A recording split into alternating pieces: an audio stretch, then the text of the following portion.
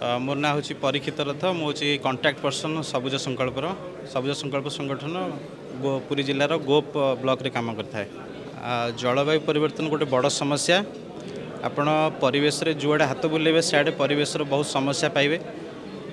या भितर आम केतेक स्पेसिफिक समस्या को आम पिक करूँ। प्रथम हूँ प्लास्टिक प्रदूषण एवं द्वितीय हूँ आमर हूँ गोप एरिया प्रायतः साइक्लोन अधिक से स्ट्राइक करता है। से आम कम करूँ उच्चतर गछ गुड़िक लगाइए जबकि कि ताल गछ झाऊ गछ एवं आम लक्ष्य रखीचु आगामी 3 वर्ष मध्य 1 लाख ताल चारा सठिक भाव रोपण करने।